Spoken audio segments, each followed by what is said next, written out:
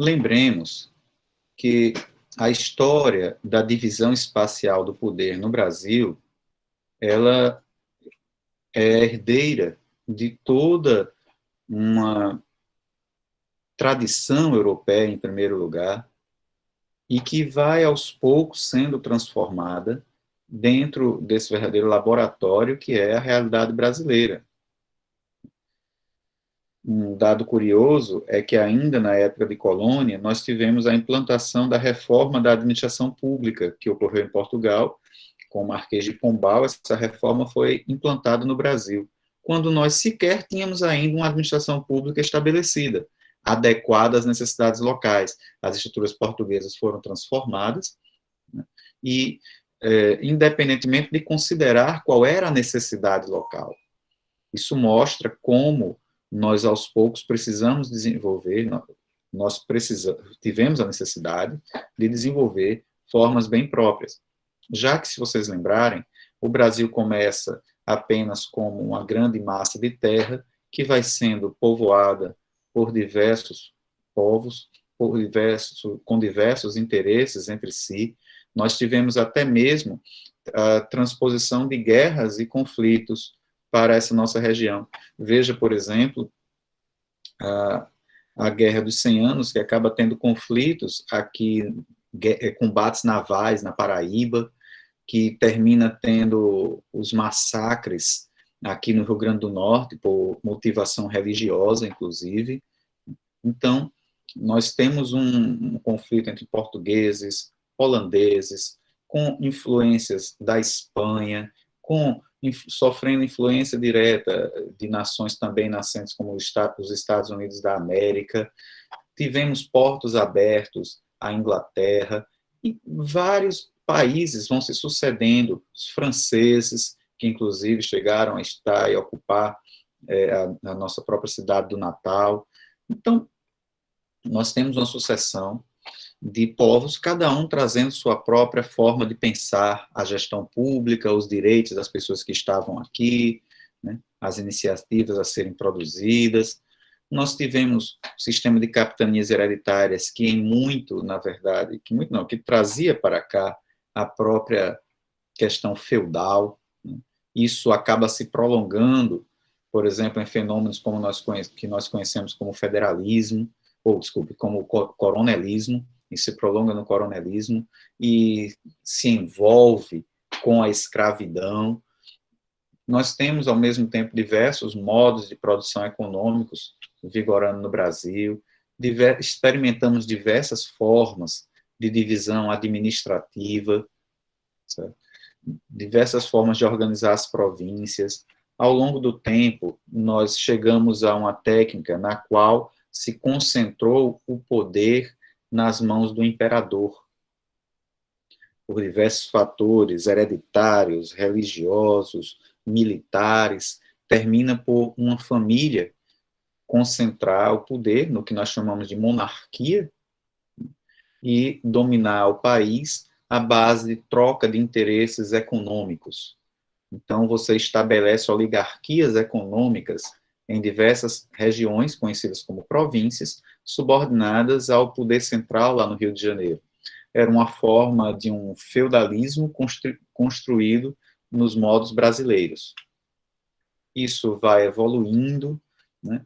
Com o passar do tempo, várias discussões vão surgindo sobre liberdade, direitos humanos, direitos fundamentais, e isso vai modificando a forma de agir, criando estados, divisões, mas ainda centralizados no poder.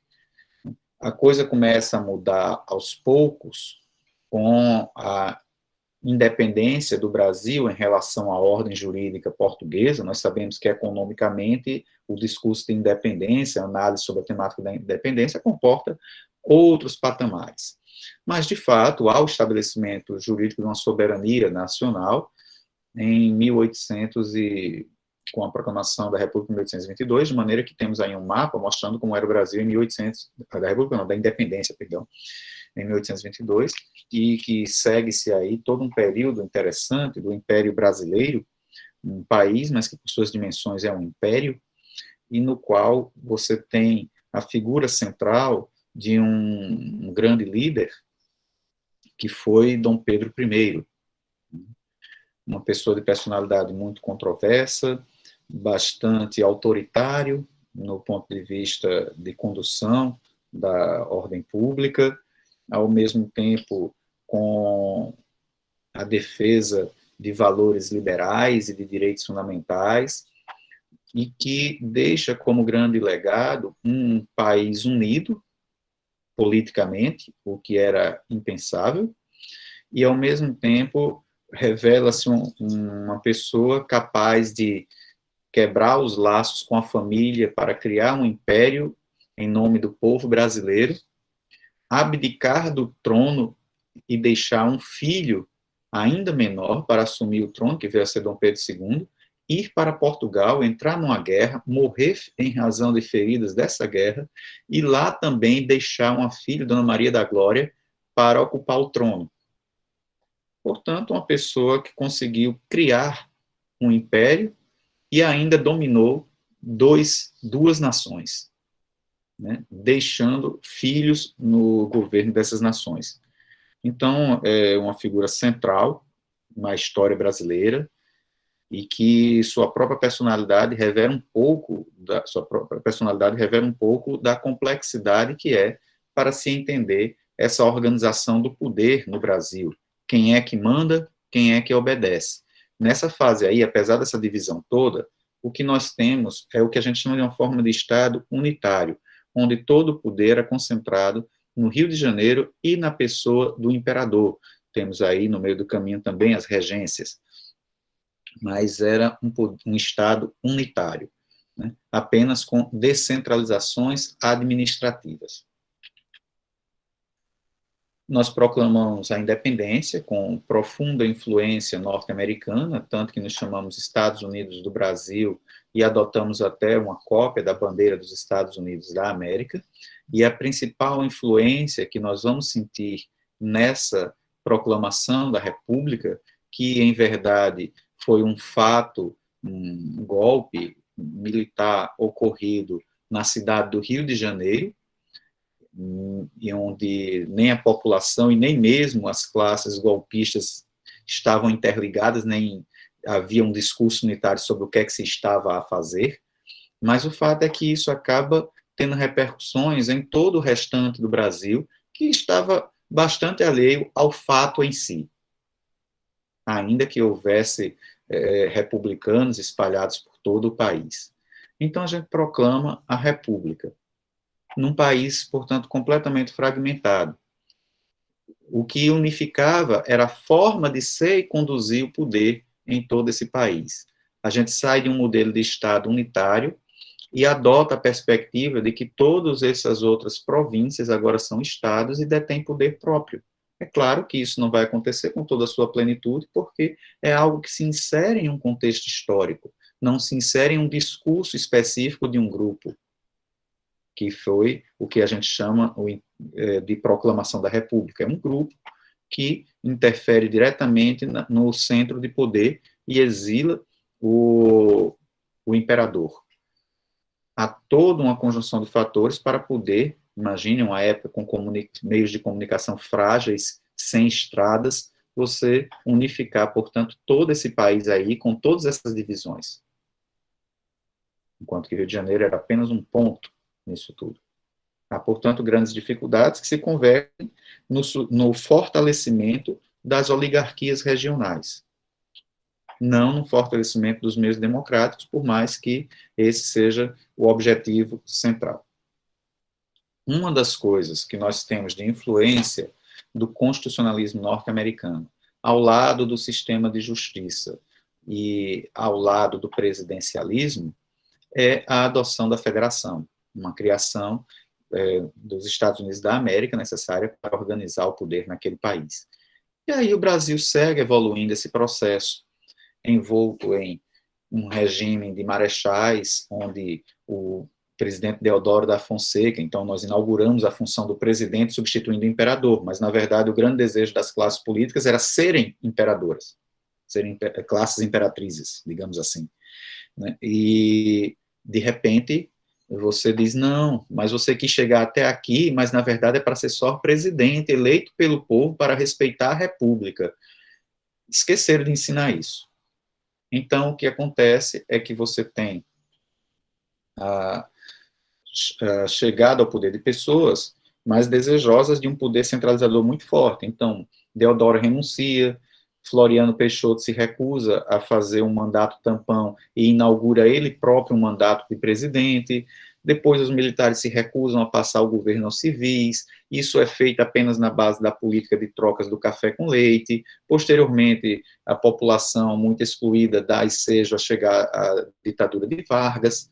Vargas vem com o Estado Novo, você tem uma guerra civil, que é a Revolução de 1932, motivada pelo desejo de ter uma Constituição nova para o Brasil. Olha só, a força do movimento constitucionalista serve de bucha de canhão e de desculpa para uma guerra civil. Portanto, há menos de 100 anos, o Brasil estava com uma guerra civil deflagrada. Né? E ainda dizem que o Brasil brasileiro é pacífico. E aí você, depois da Guerra Civil de 32, você tem o Estado Novo, você tem um breve suspiro democrático com a Constituição de 46, saudável, com uma grande Constituição democrática, mas nós temos dificuldade em, com uma república nascente, fazer o diálogo com todos os debates internacionais que haviam, e você tem um golpe militar, e esse golpe inaugura um regime militar muito longo, isso antes disso tendo uma troca de presidencialismo para parlamentarismo, que depois volta para presidencialismo, aí chega o regime militar que não devolve o poder ao povo e permanece implantando toda uma mentalidade autoritária de que até hoje toda essa educação em prol de discursos de manutenção de um grupo no poder, que foi o grupo que deu suporte. Lembre que o regime militar não era só militar, tinha grande sustentação civil, e essa classe civil implantou uma mentalidade que é tão forte que até hoje é capaz de eleger, esse discurso elege um presidente da República, como o atual que nós temos. E aí termina 88 e a gente entra numa sucessão de aprendizado democrático com 2 impeachments, presidentes acusados de crimes, com uma sucessiva ascensão ao poder de vice-presidentes, a ponto do professor Paulo Lopes Saraiva dizer que nós não temos o presidencialismo, o Brasil inventou o vice-presidencialismo, né? Você tem, durante o tempo todo, a posição de destaque do vice-presidente nesse período. É um período conturbado, onde finalmente o federalismo se impõe. O Brasil começa, na verdade, a ser uma federação na década de 90, com a ascensão de Fernando Henrique ao poder, e Fernando Henrique revela a fragilidade econômica que há no país, que sobreviveu durante longo tempo do mesmo modo que no Império, com presidentes de câmaras municipais pedindo dinheiro ao governador, que é o presidente da província, que, por sua vez, pedia dinheiro ao imperador ou ao presidente, e assim era uma verdadeira relação de vassalagem. E Fernando Henrique diz, opa, alto lá, a União tem muitos gastos, nós temos contas a fazer, isso é uma federação, cada um vai ter que começar a tomar conta de suas contas. E aí, finalmente, quando se mexe no bolso, a gente começa a pensar em o Brasil como uma federação, certo? E aí eu vou compartilhar uma outra tela para nós refletirmos exatamente sobre essa postura federativa. Tudo isso aqui está nos textos que vocês estão lendo e que vão servir de base à nossa avaliação. O Estado Federal, ele tem causas naturais, sociais e políticas. O Brasil é um país muito grande, com muita diversidade social, e que tem a necessidade natural de agregar debates políticos e forçar o diálogo. E, portanto, o federalismo é muito típico de uma democracia. Podemos resumir isso como a necessidade de divisão do poder. O poder não pode ser concentrado em um só, e haja órgãos separados para formar e fazer atuar a vontade do Estado. Né? Então, a gente vê que o federalismo, ele é, na verdade, uma balança, onde, de um lado, eu tenho um Estado unitário, propriamente dito, que nunca vai ser alcançado, porque sempre vai ter que ter uma mínima descentralização administrativa, e, do outro lado, o sonho de um Estado federal, que é um Estado sem poder central, sem pirâmide, com todos os entes atuando livremente e igualmente. Esses dois extremos não são alcançados. totalmente. O que a gente tem é um Estado que é majoritariamente unitário ou um Estado que é majoritariamente federal. Né? Muito comum encontrar, por exemplo, o governo local autônomo, que é uma forma na qual você tem um Estado unitário, mas que você concede autonomia aos diversos entes para funcionarem. As vantagens do modelo federal, em que você quebra hierarquia, não há a autoridade de um poder central, que manda mais do que estadual, que manda mais do que municipal, é que você consegue obter vantagens em superar os obstáculos naturais, geográficos, fazendo com que todo o país se coordene para se administrar. Então, eu não preciso, num município localizado, numa região isolada, esperar decisões de Brasília. Não, aquela região tem a liberdade para tomar as suas próprias decisões, para administrar a si própria, fazer suas próprias licitações, seus próprios concursos, ter seu próprio serviço público. Então, isso é uma vantagem natural. Também traz equilíbrio político, porque as diversas esferas do poder precisam dialogar, propiciam a identidade entre povo e governo, e aqui onde nós não podemos ver, proporciona, portanto, uma maior eficiência à gestão pública. É importante aqui lembrar, e nesse momento chama a atenção, que nós somos uma federação. Mas é comum encontrarmos na população, em diversos setores, uma ideia que é típica de regimes ditatoriais e, portanto, contrária à federação, mesmo que a Constituição diga que é uma federação. Numa ditadura, você tem, por exemplo, a afirmação de que a lei federal vale mais do que a lei estadual, que vale mais do que a lei municipal, que a lei federal revogaria uma lei estadual, ou estadual revogaria uma municipal. Uma das questões que eu vejo hoje em dia é porque as pessoas estão sendo confrontadas com o fato disso ser ditatorial. E as pessoas estão ainda com a mentalidade focada em que há essa hierarquia. Daí você ter, por exemplo, discursos como o de que o Supremo tirou poderes do presidente da República. Desculpa, o Supremo só fez dizer que é uma federação. O presidente nunca teve aquele poder. Então, isso prova o como nós estamos atrasados nesse discurso, pelo menos 30 anos. Na verdade, muito mais porque a gente diz que é uma federação desde o começo da República.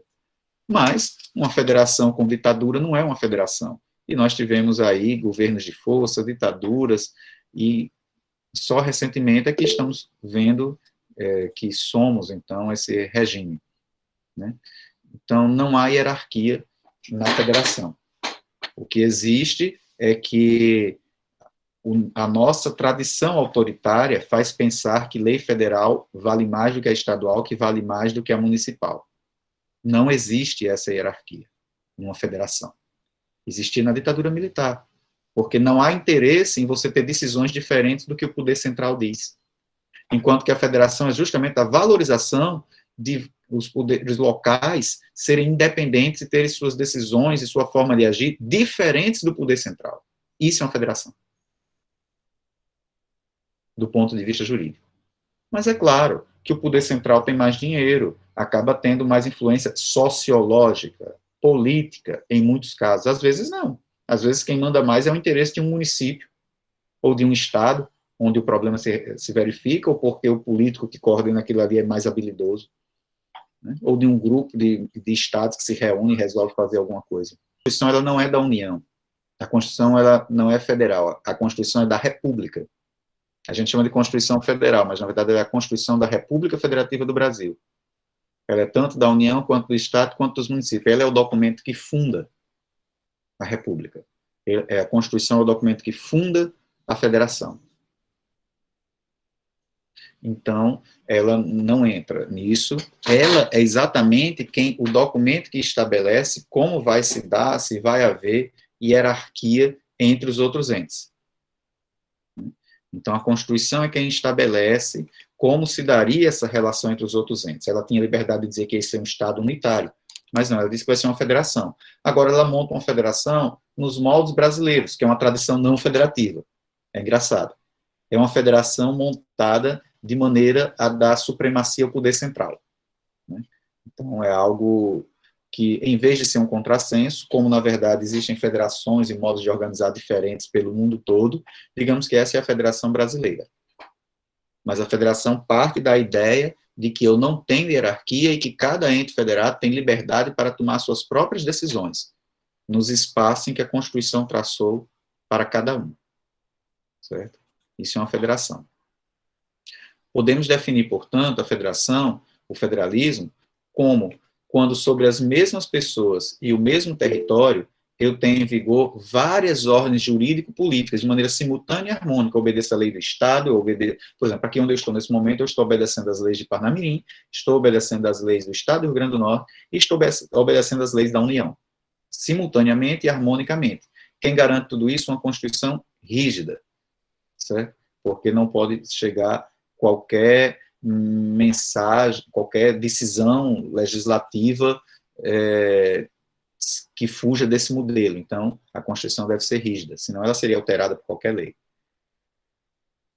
Vocês, se olharem as diversas constituições que nós já tivemos, poderão ver como, aos poucos, foi sendo construída essa ideia, né? Até chegarmos em 88, com essa afirmação: a República Federativa do Brasil, formada pela união indissolúvel dos Estados e municípios do Distrito Federal. Isso é uma narrativa que não é jurídica, esse dispositivo não é jurídico, é um dispositivo com conteúdo político, para dizer que é uma federação.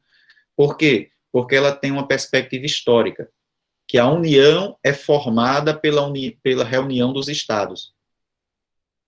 Não existe isso, porque a Constituição é quem cria todos ao mesmo tempo, os Estados não se reúnem para criar a União. Isso aí foi o que aconteceu no processo histórico real nos Estados Unidos da América, no processo político histórico, é um dado de história, não um dado jurídico. Juridicamente, chegou uma Constituição e criou como quadrigêmeos a União, Estado, Município e Distrito Federal. Não houve uma Assembleia de Estados criando a União, né? Isso é uma discussão histórica, puramente, sem valor jurídico. Aí a gente tem, veja que aqui tem até um erro, porque eu digo a união indissolúvel dos Estados. E a União não entra nisso, não? Foi só para não repetir a palavra? Vejam que é uma falha. A União é uma pessoa jurídica de direito público interno, cujo chefe, e tem 3 chefes. Um se chama Davi Alcolumbre, presidente do Congresso Nacional. O outro se chama, hoje em dia, Luiz Fux, presidente do Supremo Tribunal Federal. E o outro se chama Jair Bolsonaro, presidente da República. Essas 3 pessoas são os chefes da União. Nenhum tem autoridade sobre o outro. Separação das funções estatais. Então, a União é uma das pessoas. O Estado, nós temos a governadora do Estado, Fátima Bezerra, temos o presidente da Assembleia Legislativa, temos o presidente do Tribunal de Justiça, e o município, nós temos o prefeito, o senhor Álvaro Dias, e tem o presidente da Câmara Municipal. No caso aqui, já que não estamos no Distrito Federal. No Distrito Federal, nós vamos ter o governador do Distrito Federal e o presidente, né, da Câmara, a Câmara do Distrito Federal. Né?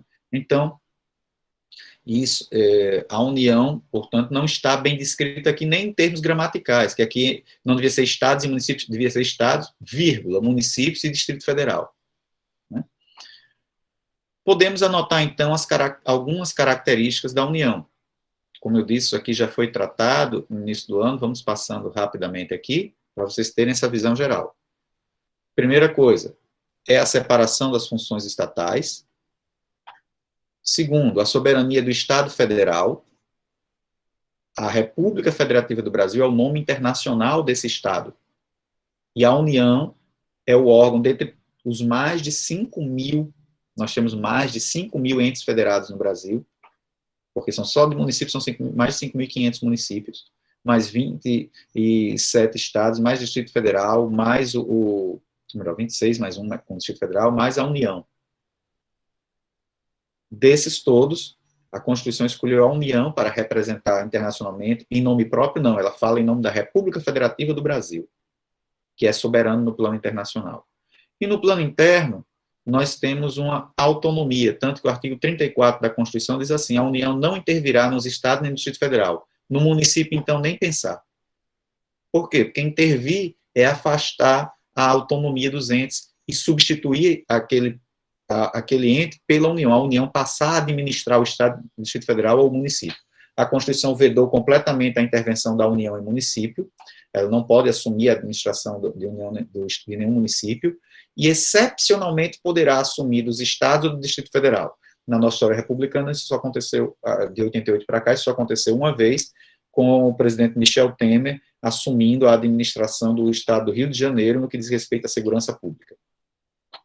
E aí, outra característica do federalismo é distribuir o quadrado para cada um. O que é que cada poder vai fazer? E aí tem duas técnicas.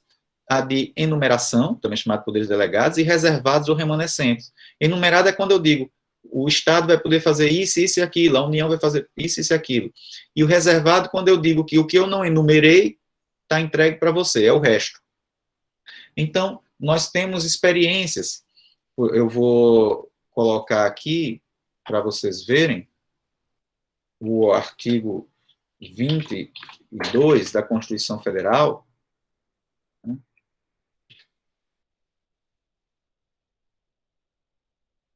no qual você vê a enumeração dos poderes da União. E eles são muitos. O inciso 1 é grandioso, né? Para não ficar dúvida, vários outros assuntos são tratados. Observem a sequência. A União tem 29 temas.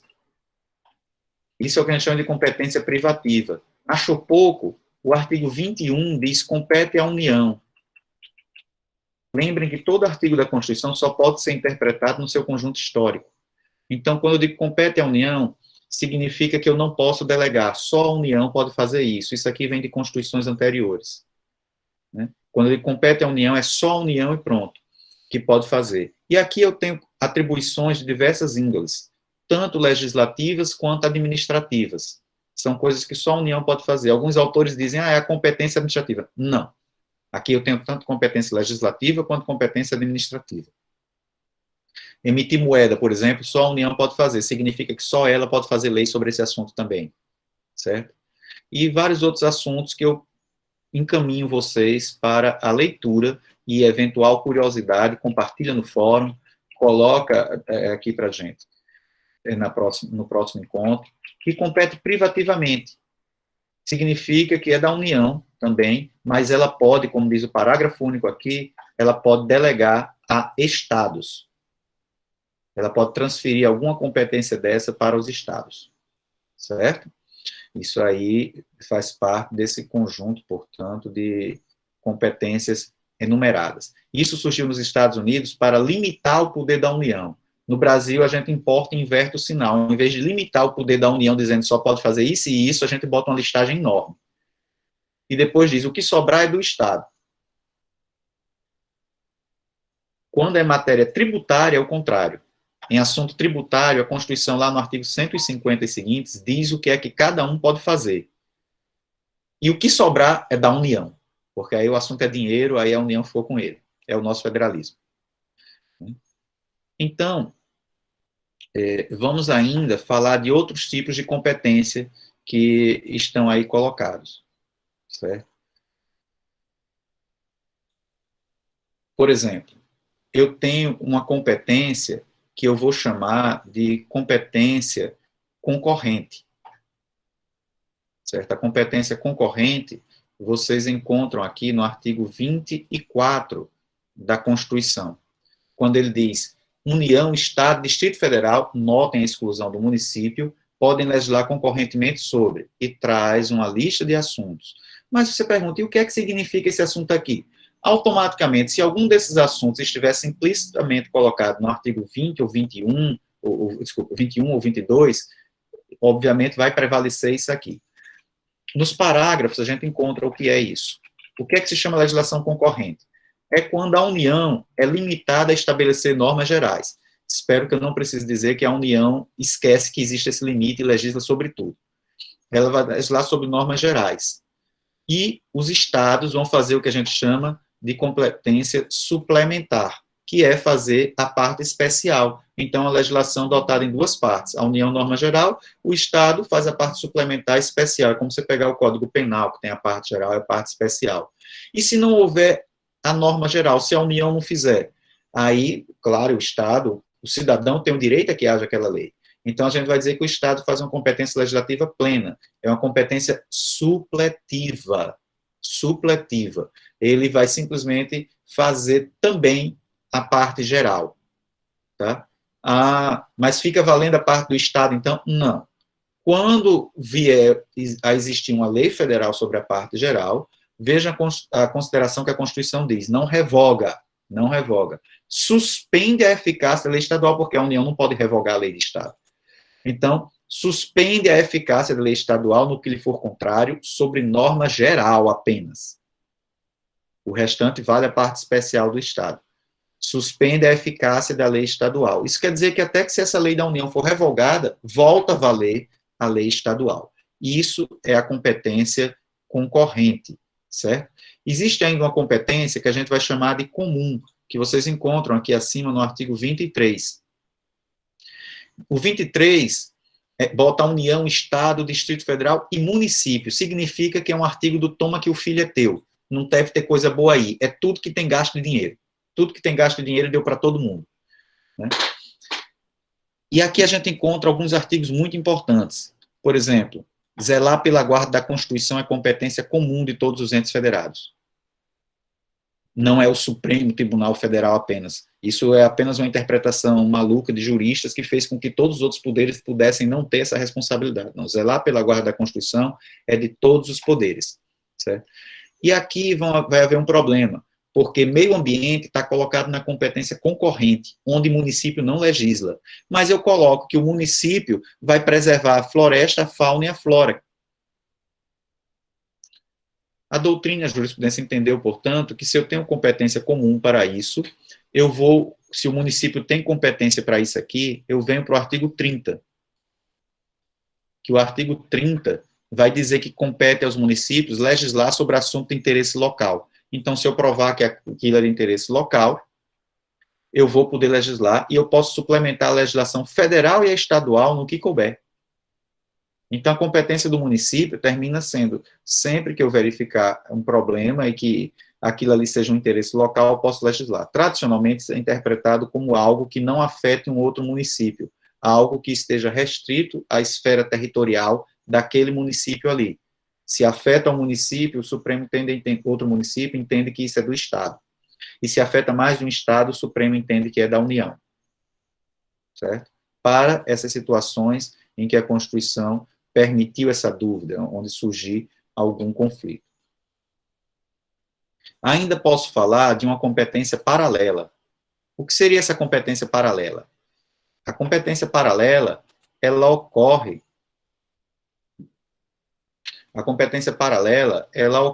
em assuntos nos quais União, Estado, município e Distrito Federal têm a mesma competência. Por exemplo, servidores públicos.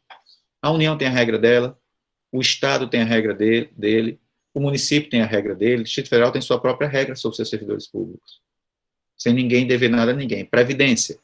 Quem faz o regime previdenciário da União é a União. Quem faz do Estado é do Estado, não tem que obedecer em nada o federal. Quem faz o municipal é o município, também não depende de nada federal. Onde é que isso está previsto? Isso decorre do que está colocado na ordem social, sobre regras para a saúde, regras para a educação, regras para a previdência, né? Permitindo, portanto, essa competência paralela. O que a gente vê, afinal, é que eu tenho várias divisões de competência. Para o Poder Executivo, vale a divisão de competência por cooperação, que está no artigo 23, parágrafo único, coisa muito pouco usada no Brasil, onde o 23, parágrafo único, diz que uma lei complementar pode fixar normas para a cooperação entre os entes federados, tendo em vista o equilíbrio do desenvolvimento e o bem-estar em âmbito nacional. Isso é muito forte e importante. Né? O legislativo, a divisão é em cima de competência exclusiva, privativa, concorrente ou paralela. E o judiciário, a gente pergunta qual a justiça competente. A divisão é ratione persone, de acordo com a pessoa, ou ratione materia, de acordo com o assunto que eu trato. Aí vai ou para a Justiça Federal, ou para a Justiça Estadual, e dentro dessas, eu vou depois descobrir qual é a justiça competente, se é a trabalhista, se é federal, se é estadual, se é eleitoral, eu vou descobrir qual é a instância competente, dentro da instância, qual é o fórum competente, né, de acordo com o tema. Resta mencionar que há uma autonomia dos entes federados. A definição de federação, onde os estados vão ter sua própria Constituição e o município vai ter uma lei orgânica, tudo obedecendo o que está previsto na Constituição Federal. O artigo 18 da Constituição Federal é onde nós encontramos a definição de federação. A definição de federação está no caput do artigo 18 da Constituição, no início do título da Organização do Estado, título que eu remeto para vocês lerem, da Organização do Estado. Diz lá no artigo 18, a organização político-administrativa da República Federativa do Brasil, então, vejam a expressão político-administrativa, compreende a União, os estados, o Distrito Federal e os municípios, todos autônomos. Quem é soberano é a República Federativa do Brasil. Essa é soberana. Mas esses aqui são autônomos, nos termos desta Constituição. Eles têm autonomia administrativa, eles fazem sua própria administração, autonomia legislativa, autonomia gerencial, eles é que se organizam, e autonomia organizacional. Esses entes federados aqui, cada um tem liberdade de se organizar sua própria estrutura, quantos ministérios vai ter, quantas secretarias, como é que vai funcionar o legislativo, cada um se organiza, respeitado o que está colocado na Constituição, certo? Então, isso é fulcral, é muito importante no nosso federalismo, certo? No roteiro que eu vou colocar hoje para vocês, isso está detalhadamente posto para vocês verem, tá certo? A única coisa que eu quero, por fim, chamar aqui a atenção para vocês, né, entre as características do Estado Federal, ainda, é que precisa haver, além dessa distribuição dos poderes, mecanismo de participação, através do qual eu tenho parlamentos, mecanismo de um ente federado colaborar com o outro na solução dos problemas nacionais. E aí tem uma problemática que é, muitas vezes as pessoas dizem, o município não participa do Congresso Nacional. Participa sim. Não seja por isso que eu também não tenho deputado eleito pela União. Quer dizer que a União não participa do Congresso Nacional? Meu título de eleitor é focado no município. Eu voto no município. Inclusive, há deputados até que defendem conjuntos de municípios. Então, participa sim. Tá? É a forma utilizada, essa questão de eleger deputados por estado, é a forma utilizada, a fórmula que nós criamos para organizar o Congresso Nacional. Mas todos participam, a população votou, eu moro no município, então estou participando. Certo? A supremacia da Constituição tem que ser entendida não como um contrato, mas é uma lei, a Constituição é a lei suprema do país, e eu preciso de tribunais para solucionar os conflitos federativos que possam surgir.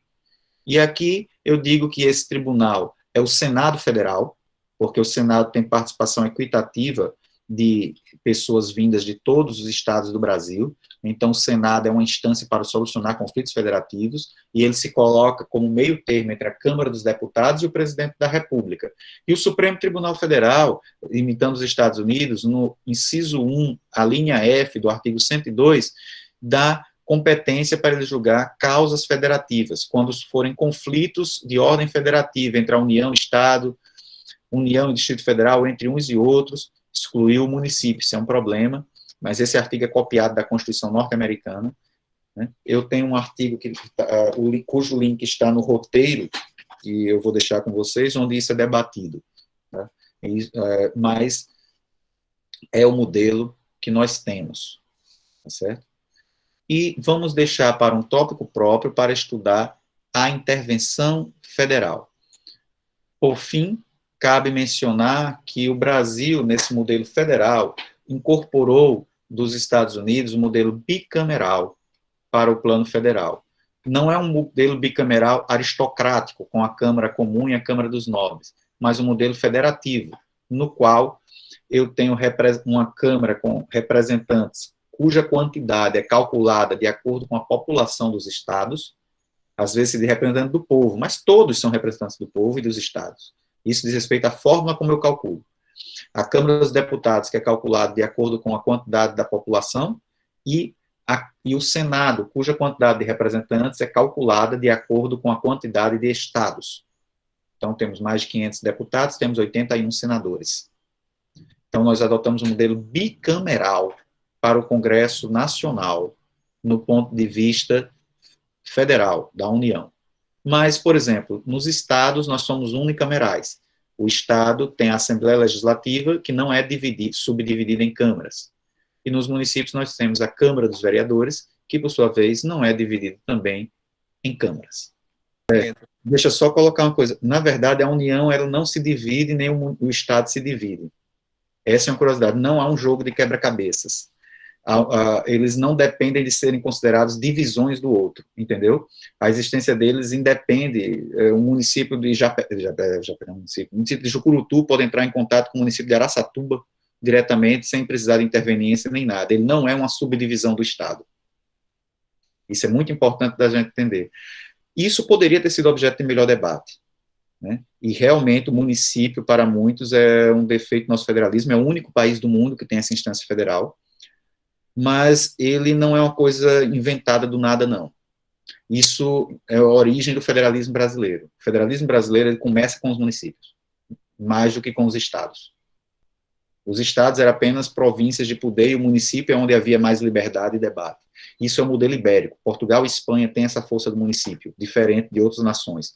Vejam que o federalismo é uma coisa que nasce nos Estados Unidos, que são um modelo que é uma transposição do modelo inglês, então é uma realidade completamente diferente. A adaptação do federalismo ao Brasil é que foi uma coisa mal feita, foi feita muito sonhadoramente, pensando nos Estados Unidos, em vez de olhar para a realidade local, né? Quando nós temos essa herança ibérica de Portugal e Espanha, que talvez uma organização formada em municípios desse mais certo. Em Portugal, você tem uma força muito grande, os municípios não são entes federados, mas você tem uma organização parlamentar que vai até as freguesias, que é algo parecido com bairros, que a gente tem aqui, não chega a ser a mesma coisa que bairro, mas você tem várias instâncias administrativas que vão se superpondo, todas elas com igual importância e participação popular, né? É um Estado unitário, Portugal não é uma federação. Mas a gente vê a força, por exemplo, da autarquia local, como eles chamam, do município, né? Bastante forte, que você chega a pensar que é uma federação, mas não é uma federação. Perfeito. No Brasil, a gente acabou, isso não foi no início, certo? O Brasil não começa com o município só entra em 88. Mas o tempo todo, quem primeiro fazia pressão para isso era muito mais propício você tornar regiões metropolitanas como entes federados do que os estados, digamos assim. Essa é uma questão histórica na evolução brasileira. O território, isso aí é porque, lembre que a gente vem de um modelo anterior a 88, todos esses territórios existiam antes de 88, a não ser Tocantins, que foi criado em 88, mas esses territórios vinham de modelos anteriores, todos com esse federalismo brasileiro, que na verdade não era um Estado unitário devido à ditadura militar. Então, havia essa força do poder central que chegava, decidia e colocava aquela área territorial ali à disposição para virar Estado. Rapidamente, esclarecendo o que é um território. O território é uma área que eu escolho e vou organizar para se transformar em um Estado. Isso existe, é necessário que haja, e regras para isso. A Constituição estabeleceu o Congresso Nacional como a instância para decidir isso. Então, nessa hora, o Congresso Nacional ele não age como União, é o órgão que age em nome de toda a República. O Congresso Nacional vai decidir pela criação, é elaborada uma lei. Desde 88 não tivemos regulamentação desse tipo, né? Então podem surgir muitas questões quando houver essa necessidade de novo. E entende-se que, nesse plano federal, no Congresso Nacional, tenho condições de fazer esse debate de amplo alcance que afeta a federação. E aí vai começar a se organizar, eu vou ter que organizar eleições para esse local ter seu próprio governador, eu vou organizar um serviço público, eu tenho que fazer concurso público para os servidores desse estado, vou ter que organizar as fronteiras. No caso, por exemplo, de Tocantins, teve que ser construída a cidade de Palmas com a construção dos prédios públicos, tudo isso teve que ser feito. Não é, portanto, considerando tutela como se fosse a União chegou, vou criar um Estado. Não. Isso sempre vem de um debate local, tem que haver consulta à comunidade afetada, tem que haver, isso está regulado ao redor do artigo, é o artigo 18 e seus parágrafos. Então, isso aí vai depender de consulta, e isso é gestado e vai bater no Congresso Nacional, o Congresso Nacional resolve por isso, e a União vai se encarregar de tutelar esse processo. É porque realmente, usando o bom senso, a União é o ente mais adequado para organizar esse processo de criação de um Estado.